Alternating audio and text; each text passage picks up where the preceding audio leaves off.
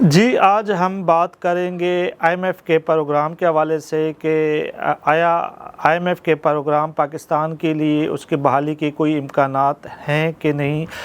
اس حوالے سے ہمارے سوشل میڈیا میں بھی اور مین اسٹریم میڈیا میں بھی بہت سے خبریں آ رہی ہیں۔ جیسے آپ سب جانتے ہیں کہ پاکستانی وزیر اعظم میاں شہباز شریف صاحب وہ پیرس کے 2 روزہ سرکاری دورے پہ تشریف لائے تھے، ان کے ساتھ ان کے مختلف وزراء بھی تھے، اور میاں شہباز شریف کا جو پہلا دن تھا جب وہ دورے پہ آئے تھے تو ان کی جو پہلی ملاقات ہوئی تھی وہ آئی ایم ایف کے اعلیٰ سطح وفد کے ساتھ ہوئی تھی۔ اس ملاقات کے بعد میں نے میاں شہباز شریف صاحب سے سوال پوچھا تھا کہ آیا جو آئی ایم ایف کے ساتھ ملاقات تھی وہ کامیاب رہی تھی، پاکستان کے لیے آئی ایم ایف کے پروگرام کے بحالی کے حوالے سے کوئی امکانات موجود ہے کہ نہیں۔ اس وقت میاں شہباز شریف صاحب نے کوئی بھی جواب نہیں دیا تھا، لیکن ان کی جو باڈی لینگویج تھی وہ بہت پر اعتماد لگ رہے تھے، اور انہوں نے مسکرایا اور گاڑی میں بیٹھ گئے تھے۔ اس کے بعد جب ہم نے پھر اپنے ذرائع سے اس حوالے سے خبروں کو کنفرم کرنے کی کوشش کی تو جو ہمارے ذرائع نے ہمیں بتایا وہ یہی تھا کہ آئی ایم ایف نے بہت سی چیزوں پر اپنے تحفظات کا اظہار کیا تھا شہباز شریف کے ساتھ ملاقات میں، اور میاں شہباز شریف نے جو آئی ایم ایف کے وفد ہے اس سے یہی بات کی تھی کہ پاکستان اس وقت معاشی بحران سے گزر رہا ہے۔ پچھلے کچھ مہینے پہلے جو پاکستان میں سیلاب کی تباہ کاریاں ہوئی تھی اس کی وجہ سے معاشی طور پر ہم بہت متاثر ہوئے ہیں، اور یہ کلائمیٹ چینج کی وجہ سے ہے کہ اس وقت کلائمیٹ جو ماحولیاتی تبدیلیاں آ رہی ہیں اس میں پاکستان کا اتنا بڑا حصہ نہیں ہے جتنا وہ متاثر ہو رہا ہے، کیونکہ وہی ممالک اس جو ہے ماحولیاتی آلودگی کی وجہ بن رہے ہیں جہاں پہ بہت زیادہ صنعتیں ہیں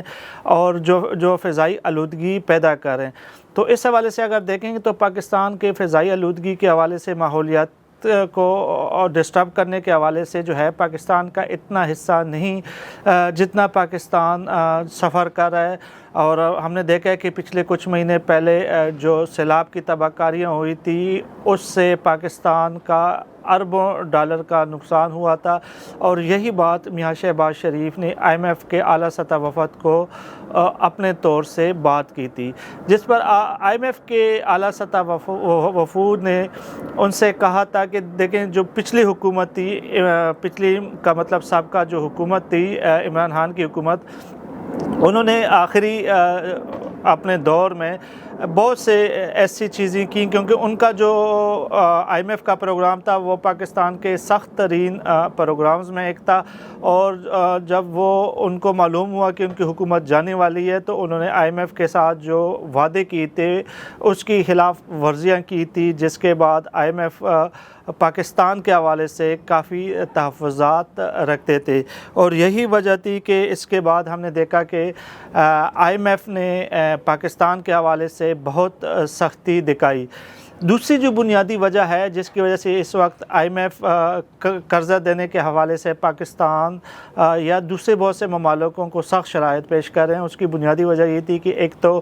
کرونا وبا سے عالمی معیشت بہت جو ہے غیر مستحکم ہوئی ہے، اور دوسری جو اب یوکرین کی جنگ نے بہت ہی جو بڑے بڑے ممالک ہیں ان کی معیشتوں کو بھی نقصان پہنچایا ہے۔ اس میں ہم یورپ کی بھی مثال لے سکتے ہیں کہ اس ٹائم یورپ معاشی طور پر بہت بڑے بحران سے گزر رہا ہے۔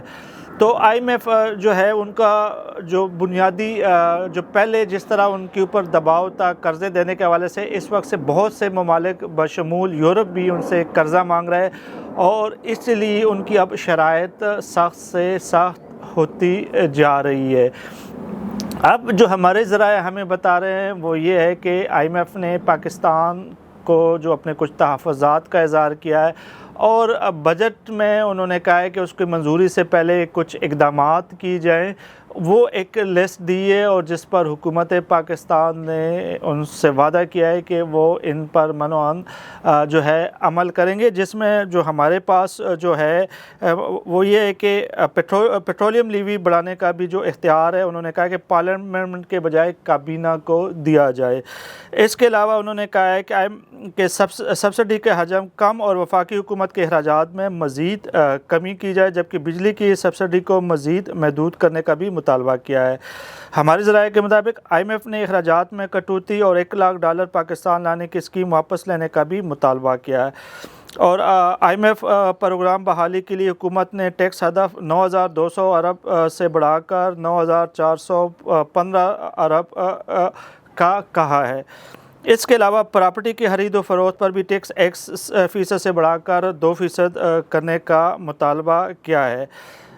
تو یہ بہت زیادہ ہم دیکھ رہے ہیں کہ جو ان کی جو لسٹ تھی اور جو انہوں نے ان کو کہا تھا پاکستانی حکومت نے، تو پاکستانی حکومت نے ان کو کہا، یقین دہانی کرائی کہ جو آپ کے مطالبات ہیں اس کے اوپر ہم عمل کریں گے، اور ہمارے ذرائع ہمیں یہی بتا رہے کہ مستقبل قریب میں آئندہ کچھ دنوں میں IMF کے حوالے سے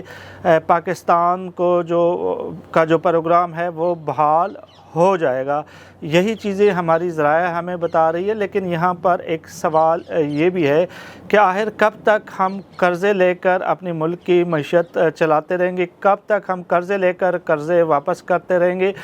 اور کب ہم اپنے ملک کے اندر جو پیسہ جنریٹ کرنے کے لیے کوئی ایسا سسٹم کیوں نہیں لاتے، صنعتوں کو ہم کیوں مضبوط نہیں کرتے،